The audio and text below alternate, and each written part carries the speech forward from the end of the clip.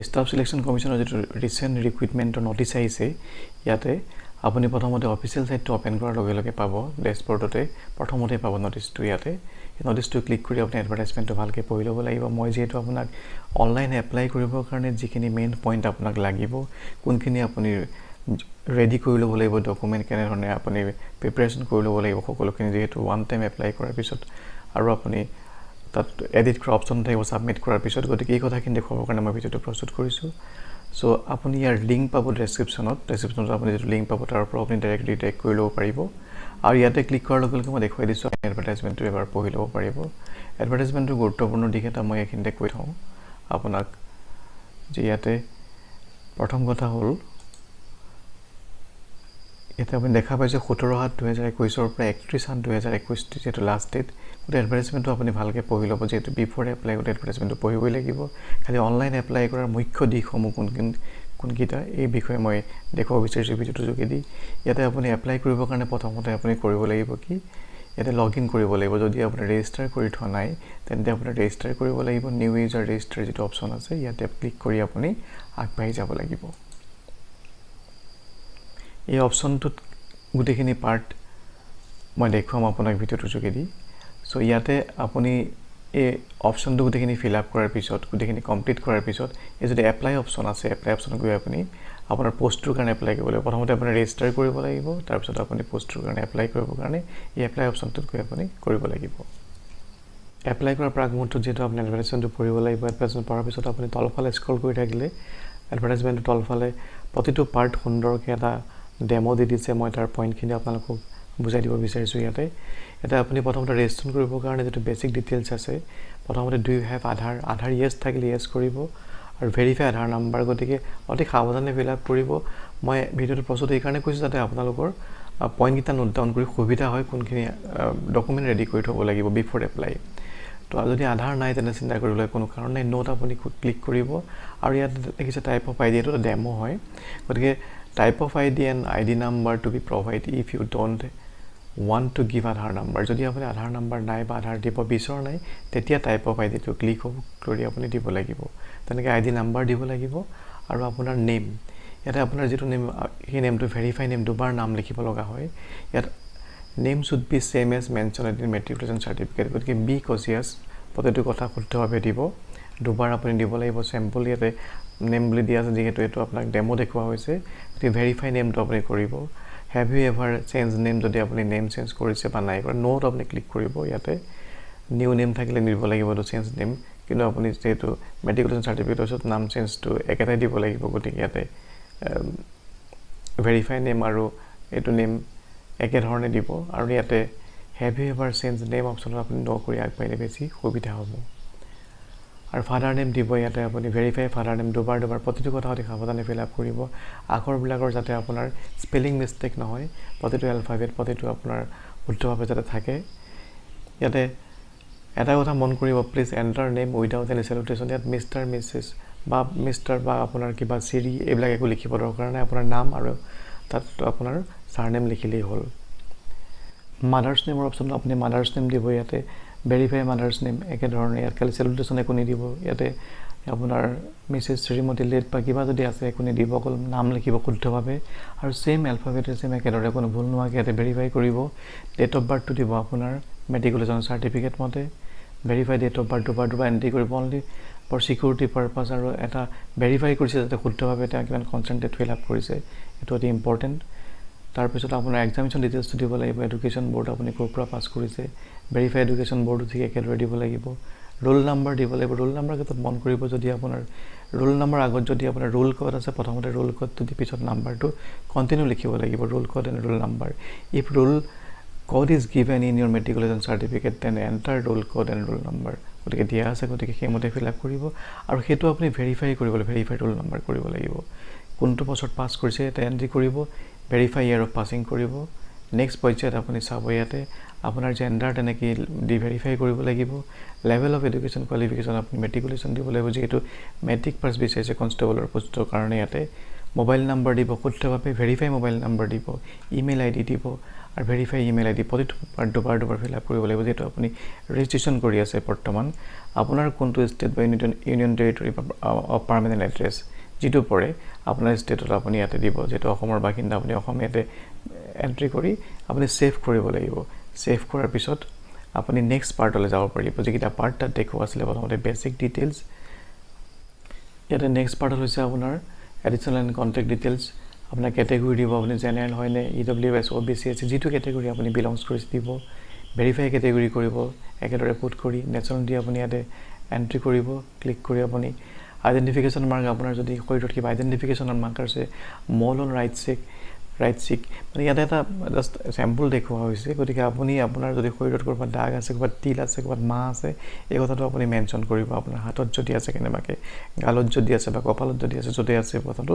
আপুনি ডিস্টিংলি আপুনি এটা মেনশন কৰিব আৰু পাৰ্সন ইন বেঞ্চমাৰ্ক ডিজেবিলিটি হয় ইয়েস নো কৰি আগবাঢ়ি যাব নো হলে নো কৰিব ইয়েস হলে ইয়েস কৰিব বা type of disability to select কৰি আপুনি এন্ট্ৰি কৰিব লাগিব এই কথাটো আপুনি ইয়াত চাই ল'ব যদি ডিজেবিলিটি হয় আৰু ইয়াতে সাৰ্টিফিকেট লাগিব সাৰ্টিফিকেট নাম্বাৰটো লাগিব ডিজেবিলিটি সাৰ্টিফিকেট নাম্বাৰ এই কথাটো মন কৰিব তাৰপৰা পাৰ্মানেন্ট এড্ৰেছ আপোনাৰ ইয়াতে দিব শুদ্ধভাৱে ষ্টেট দিব ডিস্ট্ৰিক্ট দিব পিন কোডটো দিব শুদ্ধভাৱে আৰু present address same as permanent address অপচনটো আছে যদি আপোনাৰ একে হয় ইয়েস দিব যদি নহয় নো দি পেলাই আপুনি একো ফিল আপ কৰিব লাগিব ইয়েস হয় একে হোৱাৰ লগে লগে আপুনি অটোমেটিক ফিল আপ হৈ যাব ইয়াতে চিন্তা কৰাৰ কোনো কাৰণ নাই নেক্সট আপুনি তেনেকৈ আপুনি সেভ কৰিব লাগিব নহলে নেক্সট অপ সেভ কৰি আপুনি নেক্সট অপচনলৈ যাব লাগিব নেক্সট অপচনটো আপোনাৰ পাৰ্ট 2 আছে ইয়াতে ডিক্লাৰেশন পাৰ্ট এটা আছে ইয়াতে আই হেভ এ ডিক্লাৰেটেড যেটো অপচনটো আছে ইয়াতে আপুনি জাস্ট এগ্ৰি অপচনত ক্লিক কৰি পেলাই ইয়াতে এটা ড্ৰাফট প্ৰিন্ট আউট আপুনি লৈ থব পাৰিব ইন ফিউচাৰ সুবিধাৰ কাৰণে তাৰপৰ আপুনি ফাইনেল সাবমিট অপচনটোত আপুনি ক্লিক কৰি আপোনাৰ ৰেজিষ্ট্ৰেচন প্ৰচেছটো সম্পূৰ্ণ কৰিব পাৰিব সেইকাৰণে বিফোৰ এপ্লাই প্ৰতিটো ডাটা সম্পূৰ্ণ শুদ্ধভাৱে আপুনি ৰাখি ল'ব তাৰপৰ আপুনি এপ্লাই কৰিব লাগিব এটা আপুনি এপ্লাই কৰিবৰ কাৰণে কোনটো অপচনলৈ যাব লাগিব তো মই দেখুৱাম ইয়াতে এটা আপোনাৰ বেসিক যিখিনি ডিটেইলছ ডাটাখিনি আপুনি ফিল আপ কৰি ৰেজিষ্ট্ৰেচন কৰাৰ পিছত আপুনি লগইন কৰি পেলাই এপ্লাই কৰিব লাগিব ওপৰত থকা এপ্লাই অপচনত গৈ আৰু তাতে আপুনি দেখা পাব বিভিন্ন অপচন দেখা পাব বিভিন্ন ক্যাটাগৰি দেখা পাব য'ত এক্সাম কৰিব বিচাৰিছে যেহেতু বৰ্তমান পোষ্ট হৈছে কনষ্টেবল জিডি জেনাৰেল ডিউটি ইয়াতে ভ্যাকেন্ট হৈছে আপুনি এপ্লাই কৰিব বিচাৰিছে সো ইয়াতে আপুনি ক্লিক কৰিব লাগিব ক্লিক কৰাৰ পিছত আপুনি দেখা পাব ইয়াতে ডিটেইলছ আছে constable GD in central arm police force etcetera in Assam rifles examination 2021 ইয়াতে এপ্লাই অপচনটোত আপুনি ক্লিক কৰিব লাগিব এপ্লাই অপচনটো ক্লিক কৰাৰ লগে লগে আপোনাক দেখাব please login to apply for examination যেটো প্ৰথমতে আপুনি লগইন কৰি এপ্লাই কৰিব লাগিব সো মই যেটো লগইন কৰাৰ প্ৰসেছটো মই এপ্লাই কৰাৰ প্ৰসেছটো আপোনাক ডেমোটো দেখুৱাই আছো গতিকে মই পাৰ্টখিনি বুজাই দিম যে কোড কি আপোনাৰ ফিল আপ কৰিব লাগিব কি আপুনি পুট কৰিব লাগিব বিফোৰ এপ্লাই আপুনি ইনষ্ট্ৰাকচনটো এবাৰ ভালকৈ পঢ়ি ল'ব অনলাইন এপ্লিকেশ্যন ফৰ্মত কি ইনষ্ট্ৰাকচন দিয়া আছে কেনেকৈ ফিল আপ কৰিব লাগিব এটসেট্ৰা কিন্তু অধিক ইম্পৰ্টেন্ট বিষয় হৈছে যেটো আপুনি স্ক্যান ফটোগ্ৰাফ দিব পাছপোৰ্ট সাইজ ফটোগ্ৰাফ এটো নট মোৰ দেন 3 month এটা লিখা আছে নট মোৰ দেন যেটো স্ক্যান আপুনি recent scan colour passport size photograph not মোৰ then 3 months all from the date of publication of the notice of examination গতিকে কথাকাৰ গুৰুত্বপূৰ্ণ আপুনি আৰু ইয়াতে এটা সাইন লাগিব আপন ইয়াৰ ডেটটো মেনশন থাকিব লাগিব the date on which the photograph has been taken must be clearly printed on the photograph এই কথাটো মনত ৰাখিব যিদিনাখন আমি ফটোখন তুলিব ফটোখন উঠাব সেইদিনাখনৰ ডেটটো স্পেশালি ক্লিয়াৰলি মেনশন থাকিব লাগিব ফটোখনত আৰু আপোনাৰ 20 KB বা 50 KB ভিতৰত হ'ব লাগিব জেপিজি ফৰমেটত এই কথাকাৰ অতি গুৰুত্বপূৰ্ণ মই এই কাৰণে কৈ দিছো যে বিফোৰ আপুনি এপ্লাই কৰিখিনি ৰেডি কৰি ল'ব আৰু স্ক্যান যেটো সিগনেচাৰ থাকিব এটো জেপিজি ফৰমেটত লাগিব এইখিনি ৰেডি কৰি ল'ব প্ৰতিটো কথা এবাৰ পঢ়ি ল'ব বিফোৰ এপ্লাই মই যেটো দেখুৱাম ইয়াতে পাৰ্ট তথাপিতো এবাৰ পঢ়ি লওঁতো আপোনাৰ কাৰণে সুবিধাজনক হ'ব আৰু আপুনি ফটোখন তেনেকৈ ডেট ওয়াইজ 3 monthৰ পুৰণা ফটো নিদিব 3 মাহতকৈ বেছি পুৰণা ফটো নিদিব 3 মাহৰ ভিতৰৰ ফটোখন দি তাত আপুনি ডেটটো স্পেশালি মেনশন কৰি দিয়া থাকিব লাগিব কথাকাৰ গুৰুত্বপূৰ্ণ মন কৰিব ইয়াতে পোষ্টৰ কাৰণে এপ্লাই অপচনত ক্লিক কৰাৰ পিছত আপোনাৰ যিখিনি অপচন আহিব এটা আপোনাৰ এজ পাৰ মেট্ৰিকুলেশ্যন যেটো নেম আহিব স্যাম্পল নেম বুলি লিখা আছে ইয়াতে যেটো তাৰপৰ নিউ চেঞ্জ নেম যদি চেঞ্জ নেম এটা অপচন আপুনি আগতে পাইছিল যদি আপুনি কেনেবাকে চেঞ্জ কৰিছিল ইয়েস কৰিছিল তেন্তে নিউ চেঞ্জ নেমটো লিখিব লাগিব ইয়াতে আৰু ইয়াতে ক্যান্ডিডেটৰ যেটো আসল নামটো যেটো মেট্ৰিকুলেশ্যন সাৰ্টিফিকেট মতে নামটো ইয়াতে মেনশন কৰিব লাগিব আৰু যদি আপুনি নো কৰি আছে এটো আপুনি ইয়াত কোনো অপচনত একো ফিল আপ কৰিব নালাগে ফাদাৰ্স নেম লিখিব আৰু মাদাৰ্স নেম লিখিব এই স্যাম্পল নেম এইখিনি কথা এটা কৈ থওঁ যেটো নিউ চেঞ্জ নেমৰ অপচনটো হৈছে আপুনি বেসিক ডিটেইলছ ৰেজিষ্টাৰ কৰোঁতেই তাৰ এটা প্ৰিন্ট আউট আপুনি ৰাখি ল'ব কিন্তু ৰখাটো বহুত ম্যান্ডেটৰি যেতিয়া আপুনি ৰেজিষ্ট্ৰেচন কৰিব সেই কপিটো আপুনি চাই ল'ব পাৰিব ফিল আপ কৰোঁতে তাৰ স্পেলিং সকলো স্পেলিং একে হ'ব লাগিব ইয়াতে কথাষাৰ মনত ৰাখিব যদি কিবা কাৰণে আপুনি নিউ চেঞ্জ নেম আপুনি কৰিছিলে তাতে আপুনি যদি মেনশ্যন কৰিছে তেতিয়াহ'লে সেই নামটো আপুনি ইয়াতে মেনশ্যন কৰিব লাগিব যদি নাম চেঞ্জ আপুনি কৰিছিলে কিবা কাৰণে ইয়েছ দি পেলাই নতুন নাম লিখিছিলে এইটো ইয়াতে মেনশ্যন কৰিব লাগিব যদি আপোনাৰ নাথাকে আগতে যেহেতু আপুনি নাই কৰা ৰেজিষ্ট্ৰেশ্যন কৰোঁতে যেহেতু আপুনি নাই কৰা গতিকে এইটো একো আপোনাৰ ফিল আপ কৰিব নালাগে আৰু তেনেকৈ ইয়াতে ফাদাৰ্ছ নেম মাদাৰ্ছ নেম এইখিনি আপুনি ইয়াতে ফিল আপ কৰিব ডেট অফ বাৰ্থটো আপুনি দিব মেট্ৰিকুলেশ্যন চাৰ্টিফিকেট মতে গতিকে সেই প্ৰিণ্ট আউটটো বহুত কামত দিব আপুনি এজ পাৰ এক্সুৱেল দিব তাত থকা দৰে আপুনি ফিল আপ কৰিব যিটো ৰেজিষ্ট্ৰেশ্যন কৰিছিলে তাৰপৰা জেণ্ডাৰ এইখিনি দিব নেশ্যনেলিটি আপুনি ফিল আপ কৰিব mark of identification as it is আপুনি ৰেজিষ্ট্ৰেশ্যন কৰোঁতে যিটো দিছিলে ঠিক একেদৰে আপুনি মাৰ্ক অফ আইডেণ্টিফিকেশ্যনটো দিব আপোনাৰ ক'ৰবাত আপোনাৰ ইয়াত জাষ্ট স্পেচিমেন হিচাপে চেম্পল হিচাপে মল অন ৰাইট চেক দিয়া আছে আপোনাৰ শৰীৰত ক'ৰবাত কিবা চিম্বল আছে নেকি মাৰ্ক আইডেণ্টিফিকেশ্যন মাৰ্ক আছে নেকি এই কথাটো মেনশ্যন কৰিব লাগে ইয়াতে মেট্ৰিকুলেশ্যন আপুনি এক্সামিনেশ্যন বৰ্ডটো দিব ইয়াতে মেট্ৰিকুলেশ্যন ৰোল নাম্বাৰ দিব তেনেকৈ আপুনি প্ৰথমতে ৰোল কোড দি তাৰপৰা আপোনাৰ ৰোল নাম্বাৰ দিব লাগিব মেট্ৰিকুলেশ্যন ইয়াতে আপোনাৰ ইয়েৰ অফ পাছিং দিব লাগিব আৰু এক্স ছাৰ্ভিচমেন হ'লে য়েছ কৰি আগবাঢ়িব লাগিব যদি হয় এইকেইটা পাৰ্টত date of joining the arm force এইখিনি আপুনি যদি এক্স ছাৰ্ভিচমেন আপুনি য়েছ কৰি দিয়ে য়েছ কৰি দিয়াৰ লগে লগে ডিছপ্লে হ'ব আৰু তেতিয়া আপুনি যদি চাকৰি কৰিছিলে কোনোবা এক্স ছাৰ্ভিচমেনটো ইয়াতে এপ্লাই কৰিব বিচাৰে তেওঁলোকৰ কাৰণে গতিকে সেইখিনি date of discharge tentative date of discharge এই গোটেইখিনি কথা ফিল আপ কৰিবলগীয়া হয় যদি এক্স ছাৰ্ভিচমেন হয় গতিকে আপোনাক ফ্ৰেচাৰ্ছৰ কাৰণে প্ৰয়োজন নাই ইয়াতে আপুনি দিব লাগিব ৱেটাৰ চেকিং এজ ৰিলেক্সেশ্যন এইটো আপুনি য়েছ হ'লে য়েছ ন হ'লে ন ইফ য়েছ এজ ৰিলেক্সেশ্যন কোডটো আপুনি কি হ'ব ইয়াতে ক্লিক কৰিব ক্লিক কৰি পেলাই আপুনি চিলেক্ট কৰিব ইয়াতে আপোনাৰ এনচিচি চাৰ্টিফিকেট আছে নাই যদি আছে য়েছ কৰিব ন থাকিলে ন কৰিব কিন্তু থাকিলে আপুনি এটা মাৰ্কৰ আপুনি স্পেচিয়েল ক্ৰেডিট পাব যেতিয়া আপোনাৰ এক্সাম হ'ব কথাটো গুৰুত্বপূৰ্ণ এইটো এডভাৰটাইজত লিখা আছে ক্লিয়াৰলি আপুনি এবাৰ চাই ল'ব টাইপ অফ এনচিচি চাৰ্টিফিকেটখন কি ইয়াতে আপুনি চিলেক্ট কৰি ল'ব কনফাৰ্ম টাইপ অফ এনচিচি চাৰ্টিফিকেটখনো আপুনি তেনেকৈ একেধৰণে চিলেক্ট কৰি ল'ব ইয়াতে প্ৰিফাৰেঞ্চ অফ এক্সামিনেশ্যন চেণ্টাৰ আপুনি কোনটো চেণ্টাৰত বিচাৰে যিহেতু অসমৰ ক্ষেত্ৰত আপোনাৰ ডিব্ৰুগড় যোৰহাট আৰু গুৱাহাটীত আপোনাৰ চেণ্টাৰ আছে নৰ্থ ইষ্টত বিভিন্ন জেগাত চেণ্টাৰ আছে গতিকে আপোনাৰ চেণ্টাৰটো আপুনি ইয়াতে চিলেক্ট কৰি ল'ব ষ্টেট বা ইউনিয়ন টেৰিটৰী অফ ডমিচিয়েল আপোনাৰ কোনখন হয় গতিকে এই কথাটো আপোনাৰ ষ্টেট আসাম গতিকে ইয়াতে আপুনি কনফাৰ্ম ষ্টেটটো কৰি ল'ব তেনেকৈ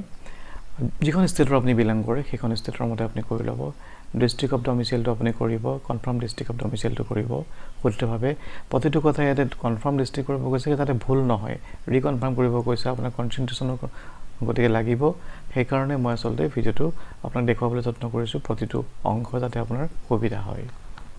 নেক্সট পইণ্টত আপুনি দেখা পাব have you migrated from the state union territory of your origin to another state yes হ'লে য়েছ ন হ'লে ন কৰি আগবাঢ়িব লাগিব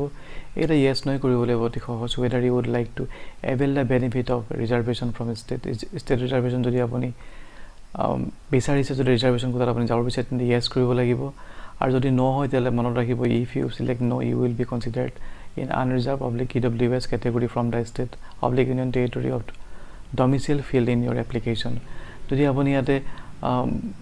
ন কৰি দিলে এইকেইটা আপুনি ফিল আপ কৰিব নালাগিব যিটো state of origin district of অৰিজিনটো কিন্তু যদি আপুনি য়েছ কৰে যদি আপুনি ইয়াতে reservation quota reservation from whether you would like to avail the benefit of reservation from the state union territory তেন্তে আপুনি এইটো য়েছ ইয়াতে ফিল আপ কৰিব লাগিব ইউনিয়ন টেৰিটৰী অৰিজিন আপুনি ষ্টেট দিব তাৰপৰা আপুনি ইয়াতে এটা কথা গুৰুত্বপূৰ্ণ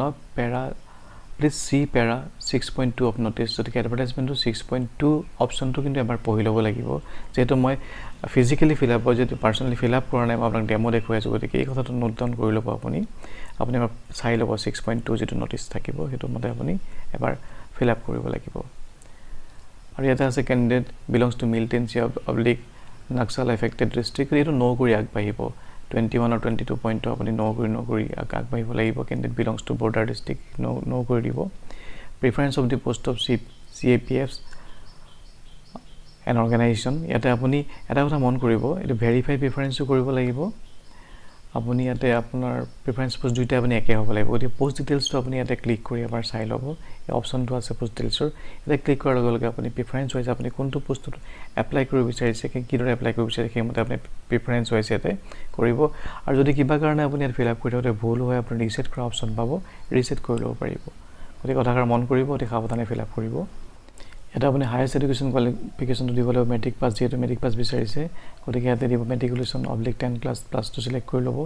বা যদি আপোনাৰ কিবা হায়াৰ ছেকেণ্ডেৰী পাছ আছে অৰিজিন যেটো শুদ্ধ হেতু আপুনি ইয়াতে মেনশন কৰিব যেহেতু মেট্ৰিক পাছ লাগে ইয়াতে আপোনাৰ total maximum qualification matric pass লাগে details of the qualifying education qualification একে হ'ব ইয়াতে গতিকে তেনেদৰে আপুনি ফিল আপ কৰি যাব আৰু ইয়াতে ষ্টেটাস দিছে আপুনি ষ্টেটাস আছে আপোনাৰ পাছিং ইয়াৰ ডিটেইলছটো আপুনি ফিল আপ কৰিব লাগিব কোৰ পৰা আপুনি পাছ কৰিছে ৰোল নাম্বাৰ কিমান আছিল পাৰ্চেন্টেজ কিমান এটসেট্ৰা গোটেইখিনি আপুনি শুদ্ধভাৱে ইয়াতে মেনশন কৰিব লাগিব ৰোল নাম্বাৰ ক্ষেত্ৰত সাৱধান হ'ব বিশেষকৈ যেটো আপুনি তাতে মেনশন কৰিছিল প্ৰথমতে ৰোল কোড তাৰ পৰা নাম্বাৰ ঠিক একেদৰে আপুনি ৰেজিষ্ট্ৰেচন কৰোতে মেনশন কৰাৰ দৰে আপুনি কৰিব লাগিব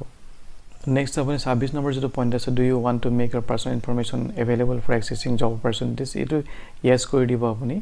আৰু কৰস্পন্ডেন্ট এড্ৰেছ দিব ইয়াতে স্যাম্পল যেটো পাৰ্মানেন্ট এড্ৰেছ ইয়াতে বুলি লিখিছে স্যাম্পল পাৰ্মানেন্ট এড্ৰেছ হিচাপে দিছে এটা কৰস্পন্ডেন্ট যেটো আপোনাৰ কমিউনিকেশ্যনৰ কাৰণে সুবিধা হ'ব এড্ৰেছটো দিব পাৰ্মানেন্ট এড্ৰেছটো আপুনি ইয়াতে দিব দিয়াৰ পিছত আপুনি নেক্সট পৰ্যায়লৈ যাব লাগিব কি ইয়াতে থাকিব ফটোগ্ৰাফ এণ্ড সিগনেচাৰ গতিকে অতি সাৱধান হ'ব ইয়াতে ফটোগ্ৰাফটো ইয়াতে মেনশন আছে allowed file size 20 KB to 50 KB format JPG হ'ব লাগিব আৰু about 3.5 cm wide and 4.5 cm height এই কথাটো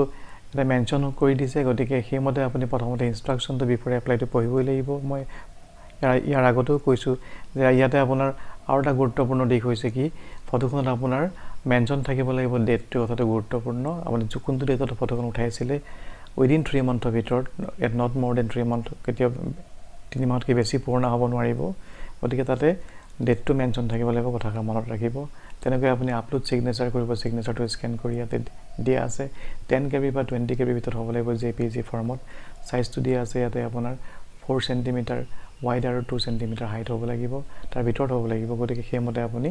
গোটেইখিনি বিফৰ এপ্লাই ৰেডি কৰি লৈ আপুনি এপ্লাই কৰিব পাৰিব ইয়াতে আপুনি আপলোড কৰিব পাৰিব আপলোড কৰাৰ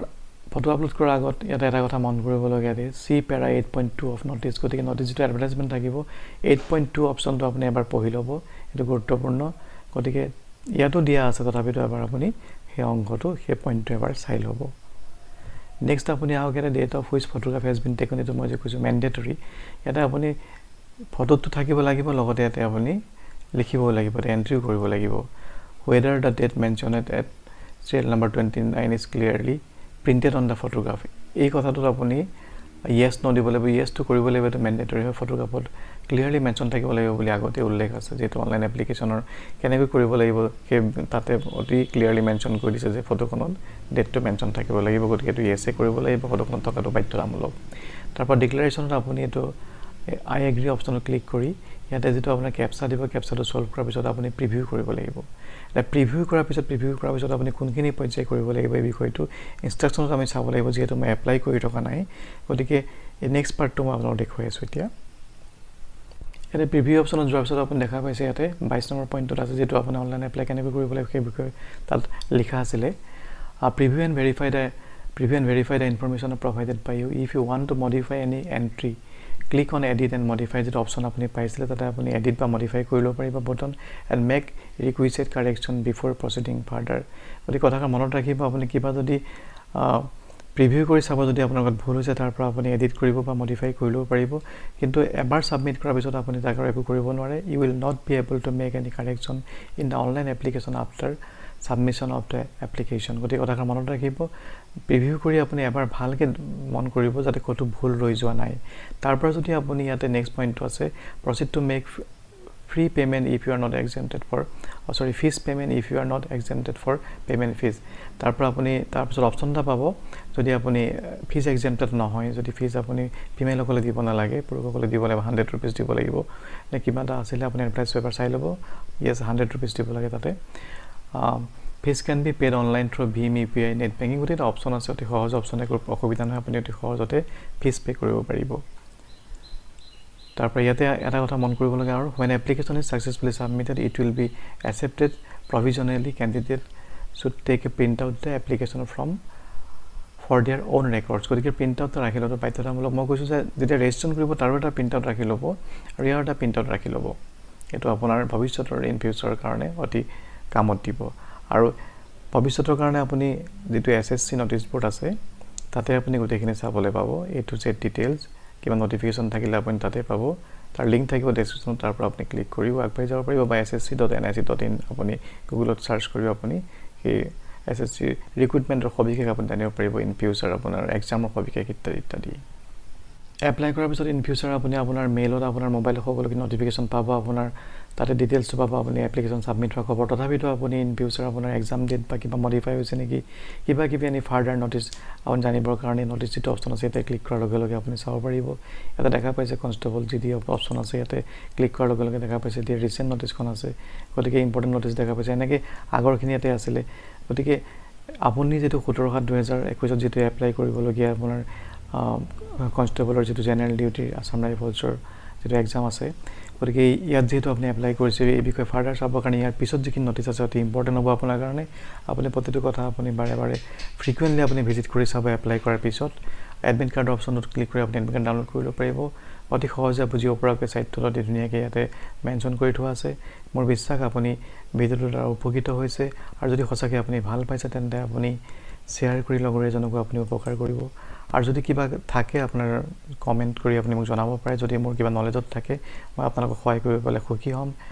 আৰু আমাৰ চেনেলটো সাবস্ক্ৰাইব কৰি যদি আমাক উৎসাহিত কৰে তেন্তে আমি নতুন ভিডিঅ' প্ৰস্তুত কৰিবৰ কাৰণে সক্ষম হ'ম